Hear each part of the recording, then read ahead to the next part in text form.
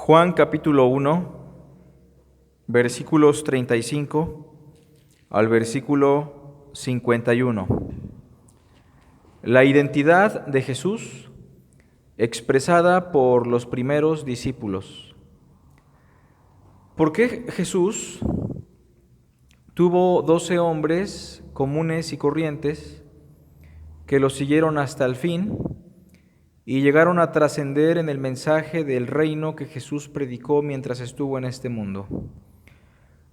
¿Quién era Jesús para estos hombres? ¿Por qué pescadores? ¿Por qué publicanos?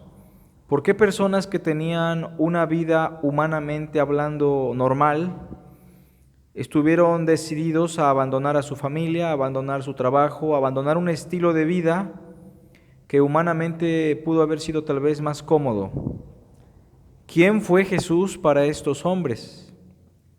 ¿Y cuál fue la trascendencia de Jesús implicada en sus corazones, en sus mentes, en su cuerpo?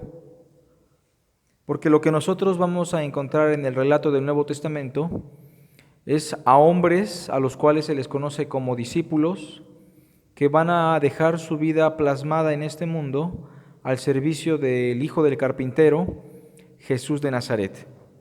Bueno, pues precisamente el capítulo 1 de Juan, del verso 35 al verso 51, nos da una lección de cuál era la identidad de Jesús para los primeros discípulos y cuál fue la trascendencia que tuvo para ellos. En otras palabras, hoy vamos a entender el porqué de los discípulos en relación a su seguimiento a Jesús. Inicia diciendo el versículo 35: El siguiente día otra vez estaba Juan y 2 de sus discípulos. Recordemos que los discípulos de Cristo, antes de ser sus discípulos, fueron discipulados previamente por Juan el Bautista, un hombre que se dedicó a predicar el mensaje del reino y anunciar la llegada del Mesías antes de su ministerio.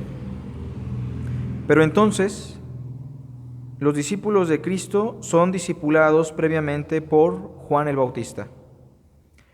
Y en el verso 36, y mirando a Jesús que andaba por allí, dijo: He aquí el Cordero de Dios. Esa es la primera expresión que Juan el Bautista hace sobre Jesús en esta sección.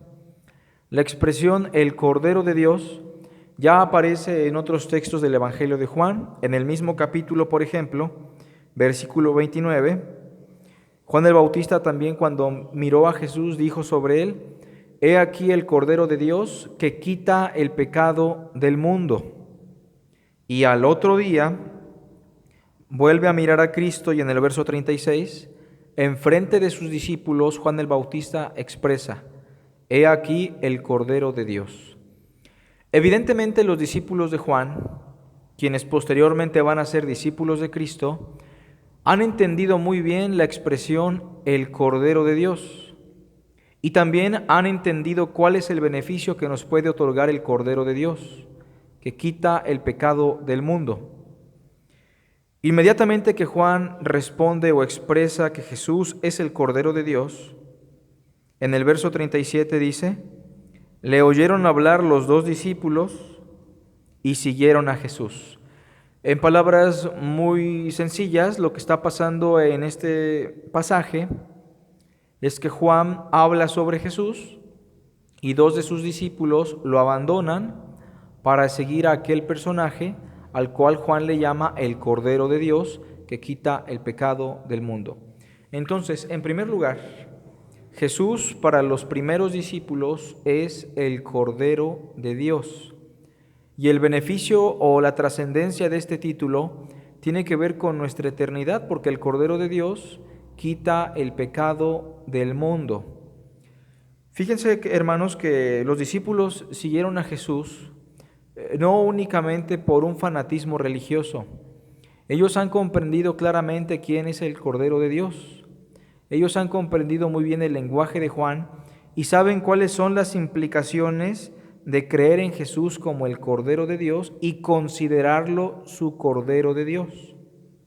En el Antiguo Testamento, los animalitos que se usaban para la expiación eran los machos cabríos. Por ejemplo, en la fiesta del Yom Kippur, en Levítico capítulo 16, se explica cómo se sacrificaban dos animalitos. Uno de ellos era colocado frente al sumo sacerdote. Este le imponía las manos, colocando sobre este animalito todas las culpas del pueblo, y entonces era sacrificado y su sangre era arrojada en el propiciatorio, en el lugar santísimo, y de esta manera había una satisfacción por los pecados, y así Dios le perdonaba la maldad a su pueblo. Por otra parte, había otro animalito en el libro de Levítico capítulo 16, en la fiesta del Yom Kippur, o la fiesta del perdón, y este animalito era abandonado a su suerte al desierto, y obviamente en algún momento de su recorrido pues moría de sed, moría de hambre, o asesinado por alguna fiera del desierto. Entonces la fiesta del Yom Kippur, que era la fiesta del perdón, se caracterizaba por tomar a dos animales, uno era sacrificado y otro era abandonado, lo cual de alguna manera estaba prefigurando la obra expiatoria de Cristo Jesús. Porque por una parte Cristo es sacrificado en la cruz y con el derramamiento de su sangre nosotros somos perdonados y Dios queda satisfecho en su justicia, pero a la vez también Cristo es abandonado por Dios el Padre. Él exclamó: Dios mío, ¿por qué me has abandonado? De manera que en Jesús tenemos el perdón completo y tenemos el cumplimiento de lo que ocurría en el Yom Kippur. Curiosamente, Juan no le llama el macho cabrío de Dios que quita el pecado del mundo.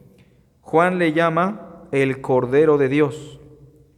Bueno, durante el recorrido de los israelitas por el Antiguo Testamento, la imagen de un cordero llegó a suplir la idea de un animalito que va a sufrir el sacrificio o la sustitución por los pecados.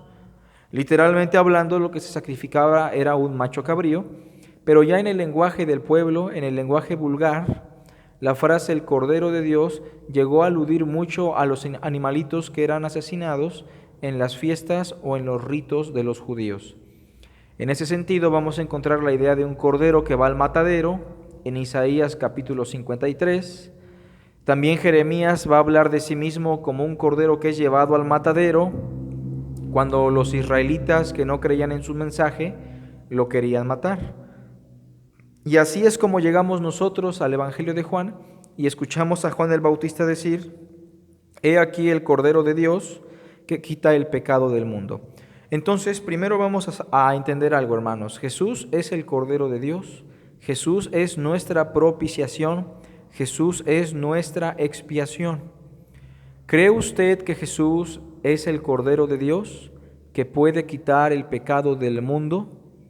Esa es la primera cosa que los discípulos creen sobre Jesús. ¿Quién es Él y qué puede hacer Él? Él es el Cordero de Dios y puede quitar mi pecado. Número 2, el versículo 38 dice: Y volviéndose Jesús, y viendo que le seguían, les dijo: ¿Qué buscáis? Ellos le dijeron: Rabí, que traducido es maestro, ¿dónde moras? Les dijo: Venid y ved. Fueron y vieron dónde moraba, y se quedaron con él aquel día, porque era como la hora 10. En segundo lugar, para los discípulos, Jesús de Nazaret no solamente era el Cordero de Dios, Jesús de Nazaret era el Rabí. La palabra Rabí es una palabra que se usa dentro del judaísmo y que está expresando una categoría dentro del círculo de la enseñanza. Dentro del judaísmo existía el raboni, existía el rabí, existía el maestro, pero llamarle rabí a una persona no solamente significa que este personaje es un maestro. Un rabí es alguien que tiene una autoridad por encima a la de un maestro convencional. En ese sentido, a un maestro común se le llegaba a refutar su enseñanza o se podía poner en tela de juicio lo que él decía.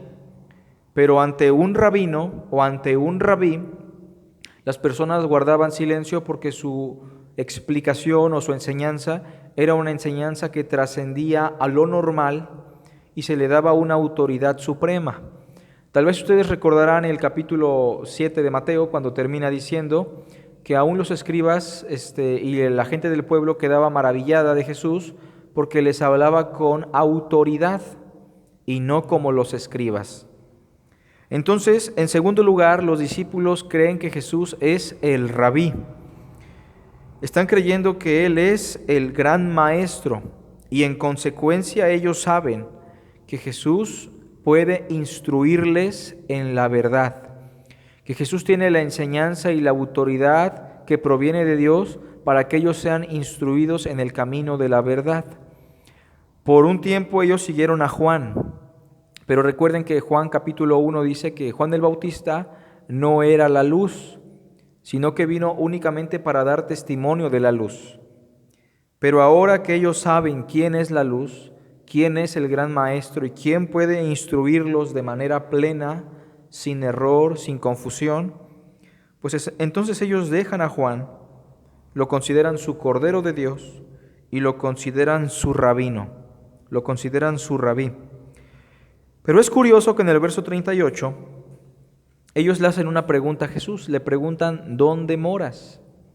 ¿Qué relación tiene la pregunta con la expresión rabí o maestro? Bueno, es que nosotros tenemos acá en Occidente una idea equivocada de lo que es un maestro. Nosotros le llamamos maestro al profesor de la primaria, al profesor de la preparatoria, pero debemos dejar muy en claro que un profesor no estrictamente es un maestro. Un profesor es una persona que te da información sobre algún tema, sobre alguna materia, pero una vez que da su sesión, él se desliga de toda responsabilidad y no le interesa el cómo hayan aprendido sus alumnos o si van a poner en práctica la enseñanza que les ha dejado. Tampoco está interesado en proveerles de un ejemplo de vida que pueda soportar lo que él está enseñando. En consecuencia, un profesor no tiene discípulos, un profesor tiene alumnos, personas que están interesadas únicamente en información, pero no están interesadas en seguir las pisadas de su profesor. Pero en el Antiguo Testamento, en el Nuevo Testamento y también en épocas antiguas, en Europa, por ejemplo, cuando una persona quería aprender medicina, música o alguna filosofía, no bastaba con tomar algunas sesiones una vez o dos veces por semana. La persona tenía que acercarse al maestro, ir a vivir con él, tal vez pagarle con algunos servicios domésticos, y de esta manera la persona no solamente aprendía de manera informativa lo que le interesaba, sino que aparte con el ejemplo de su maestro, él podría llegar a ser igual o superior a su maestro. De manera que cuando los discípulos le preguntan al rabí, a Jesús de Nazaret, ¿dónde moras?, lo que le están diciendo de manera indirecta es, Señor, queremos vivir contigo, queremos que tú nos instruyas, queremos entregar nuestras vidas para tu instrucción, queremos ser como tú. Esa es la idea de rabí. Número 1, el Cordero de Dios que quita nuestro pecado. Número 2, el rabí que nos puede instruir plenamente en la verdad. En tercer lugar, verso 40. Andrés, hermano de Simón Pedro, que era uno de los que había oído a Juan y habían seguido a Jesús, halló primero a su hermano Simón y le dijo: hemos hallado al Mesías, que traducido es el Cristo. En tercer lugar, Jesús para los primeros discípulos era el Mesías, que traducido al griego sería el Cristo. Si ustedes observaron la lección de hace 8 días sobre la fe mesiánica, ya entienden a profundidad qué significa este título de el Cristo. Hemos dicho que el Cristo no solamente es en referencia a su oficio de rey, el Cristo también hace referencia a su oficio de sumo sacerdote y su oficio como profeta. Sin embargo, aquí lo que tenemos es a Andrés y a Simón Pedro reconociendo que Jesús de Nazaret, el hijo del carpintero, es el Cristo de Dios, es el rey, es el sumo sacerdote, es el profeta.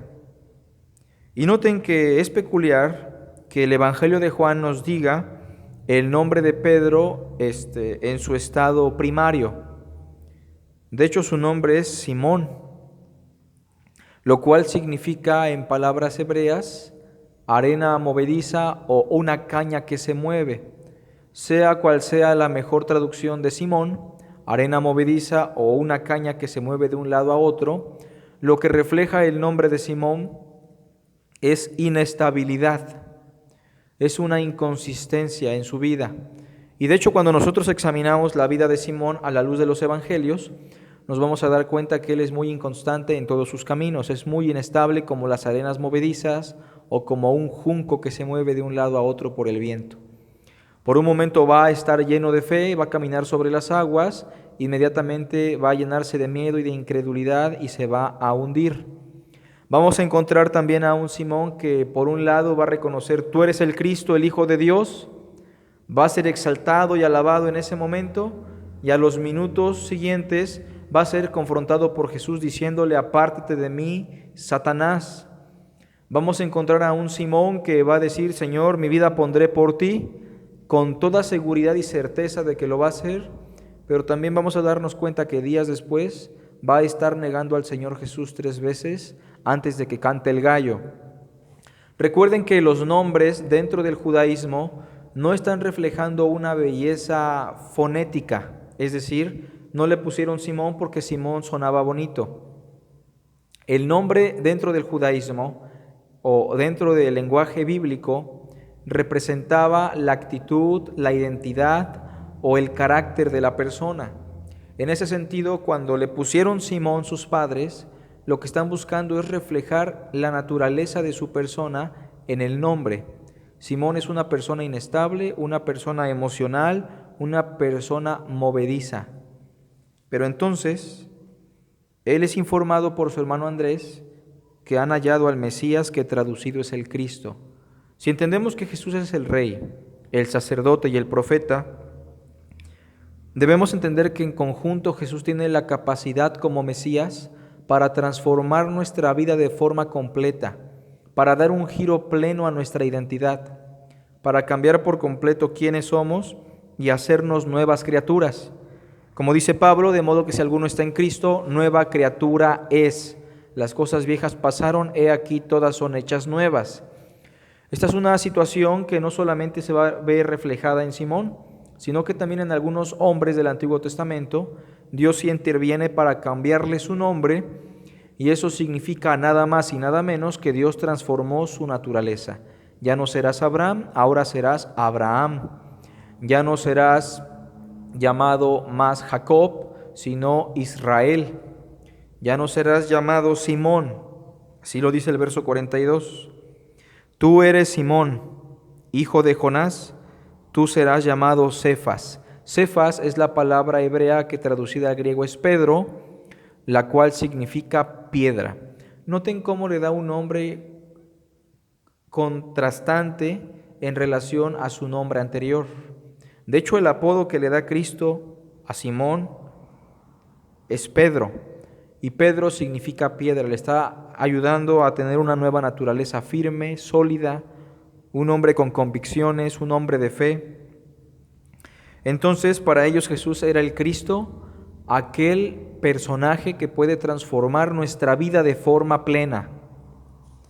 Y regresando, vamos a recapitular: el Cordero de Dios, el Rabí, el Mesías o el Cristo. Verso 43. El siguiente día quiso Jesús ir a Galilea y halló a Felipe y le dijo: sígueme. Y Felipe era de Betsaida, la ciudad de Andrés y Pedro.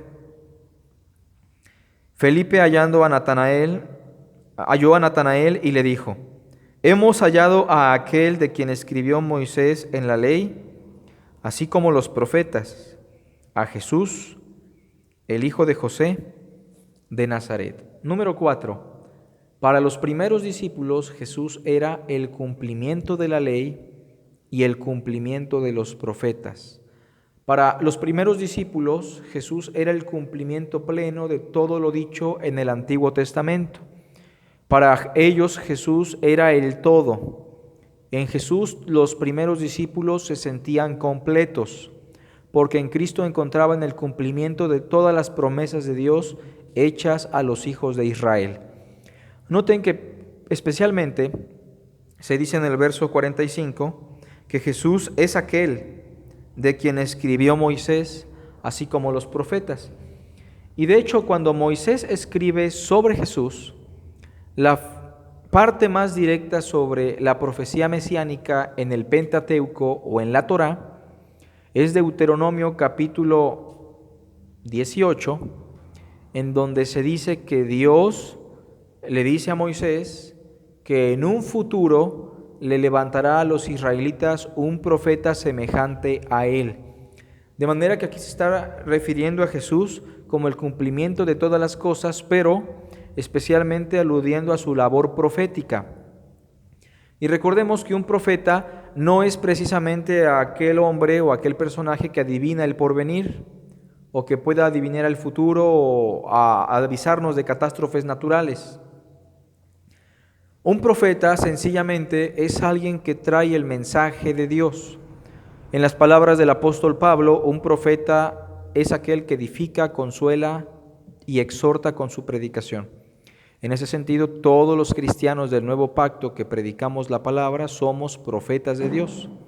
Ahora bien, cuando hablamos de Jesús como profeta, pues estamos diciendo que Él es la revelación máxima de Dios. Y por eso vamos a darnos cuenta que cuando Natanael responde en el verso 46, ¿de Nazaret puede salir algo bueno? Le dijo Felipe, ven y ve.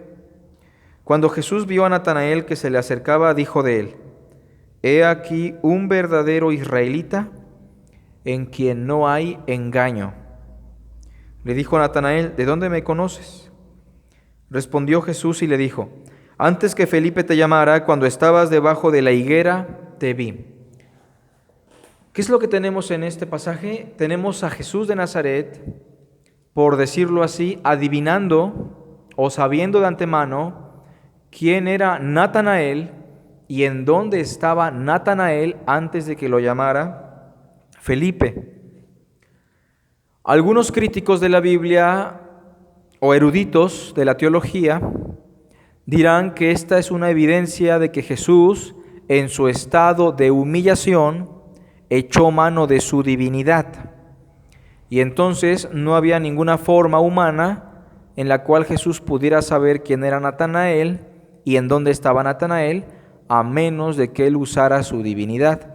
Y entonces algunos predicadores o maestros de la palabra van a tomar textos como este para poner de manifiesto que Jesús es Dios.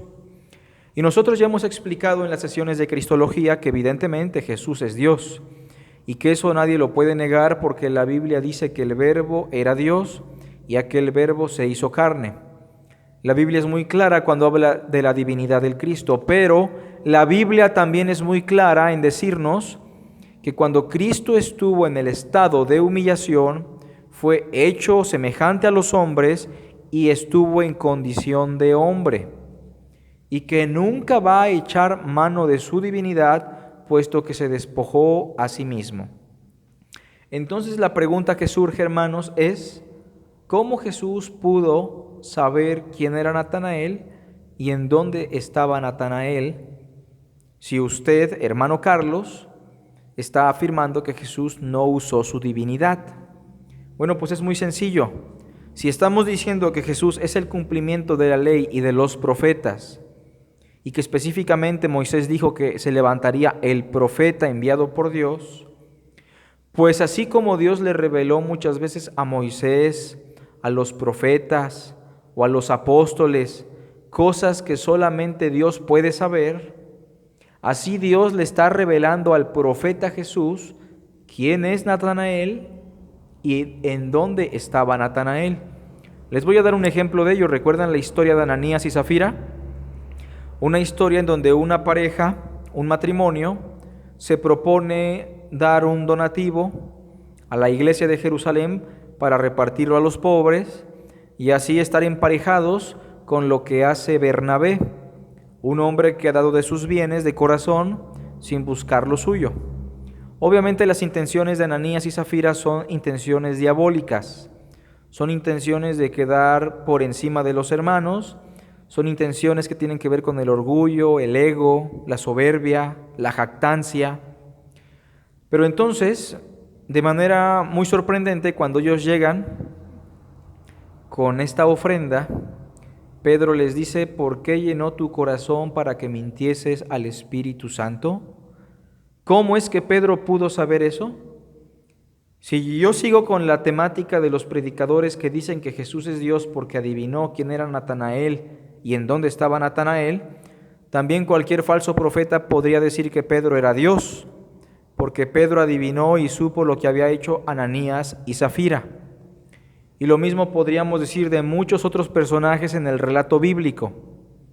Pero lo que sí queremos decir con esto, hermanos, es que Jesús no echó mano de su divinidad. Jesús más bien está recibiendo la revelación de Dios. Está siendo avisado por Dios con respecto a cosas que solamente Dios, el Padre, puede saber. Lo mismo pasa con la mujer samaritana cuando Jesús le dice: bien has dicho, no tengo marido, porque 5 maridos has tenido y el que ahora tienes no es tu marido. La mujer no le dice: Señor, me parece que tú eres Dios. La mujer sabe que esto es algo normal cuando estás frente a un profeta divino, a un profeta de Dios. Y por eso la mujer samaritana le dice: Señor, me parece que tú eres profeta. Número 1, el Cordero de Dios que quita el pecado del mundo. Número 2, el Rabí que puede instruirme plenamente en la verdad. Número 3, el Cristo quien puede transformar mi vida. Y número 4, el cumplimiento de la ley y los profetas. El profeta de Dios que puede conocer lo profundo de mi corazón. El profeta de Dios que puede revelarme lo oculto de mi alma. Eso es lo que hace la palabra profética: desnudar el corazón, el alma, el espíritu. Y entonces llegamos al número 5, verso 49. Respondió Natanael y le dijo: Rabí, ya explicamos esa expresión, tú eres el Hijo de Dios. Hace 8 días expliqué, hermanos, lo que significa el Hijo de Dios. Y basta decir que si ustedes revisan el video de la fe mesiánica, lo van a entender muy bien. Pero Hijo de Dios es un título que proviene del lenguaje de los hebreos, es un modismo de filiación, en donde por Hijo de Dios entendemos: tú eres igual a Dios. O más fácil, tú eres divino, tú eres Dios hecho carne. Entonces, número 5, Jesús, el Hijo de Dios. Pero le dice otra cosa aparte: tú eres el Rey de Israel. Jesús como el Rey mesiánico, el Rey prometido, el Rey de Israel. Nosotros en el Antiguo Testamento vamos a encontrar una serie de profecías sobre la llegada de un rey y un reino mesiánico. Un reino que va a rebasar por mucho a los reinos de David, los reinos de Salomón. Un reino donde la riqueza, un reino donde el poder, un reino en donde la sabiduría van a proliferar como nunca. Obviamente los judíos entendieron estas cosas como algo que se iba a cumplir de manera literal, material y física.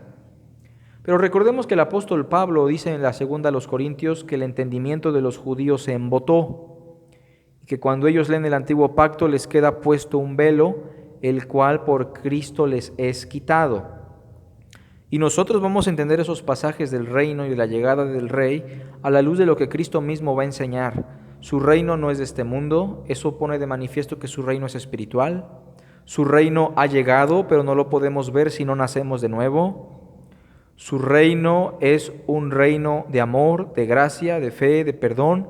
Y ya estamos en Él todos aquellos que hemos creído en Él como el Rey de Israel. Entonces, en sexto lugar, Jesús como el Rey de Israel. Y precisamente tiene conexión con lo que dijo Jesús a Natanael en el versículo 47. He aquí un verdadero israelita en quien no hay engaño. Porque no todos los israelitas son israelitas desde la perspectiva de Cristo. Únicamente son israelitas los que han creído con toda veracidad en quién es Jesús de Nazaret, así como Natanael. Verso 50, respondió Jesús y le dijo, porque te dije, te vi debajo de la higuera, ¿crees?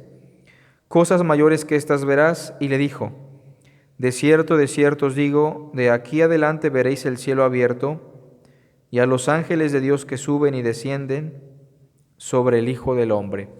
Esta idea de los ángeles subiendo y descendiendo del cielo es tomada del Génesis, cuando Jacob tiene una lucha con Dios, y ahí se menciona esta idea de los ángeles subiendo y descendiendo, una idea que está expresando que Dios ha abierto la puerta para que los israelitas y el mundo tengan un contacto con Él a través de su Hijo. Y también está expresando el cómo los ángeles de Dios están actuando fervientemente en la era mesiánica a favor del Rey y del reino. Pero noten que como número 7, Jesús mismo se autodenomina como el Hijo del Hombre. Terminamos diciendo que Jesús es el Hijo del Hombre. Hijo del Hombre es un título que sale de Daniel capítulo 7, en donde a Jesús se le llama el Hijo del Hombre en referencia a un contexto en donde Dios el Padre, el anciano de días, le entrega toda potestad, todo poder, todo dominio. Y en ese sentido, Hijo del Hombre es un título que está expresando la realeza del Cristo.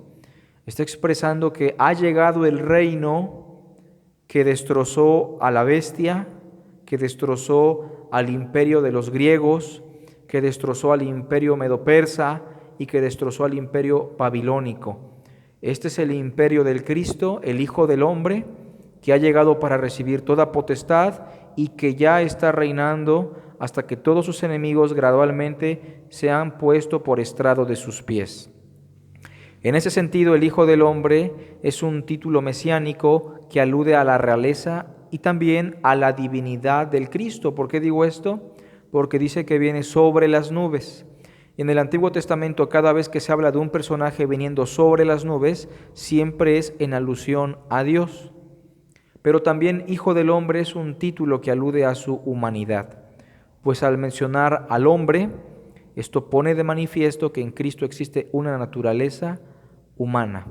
¿Y en qué nos beneficia esto? Bueno, Hebreos dice que Él, siendo hombre y participando de carne y sangre, puede ser un fiel sumo sacerdote, misericordioso con nosotros, puesto que Él también padeció siendo tentado en todo, pero sin pecado. Hasta aquí la enseñanza, hermanos. Que Dios les bendiga. Que tengan buen fin de semana. Saludos.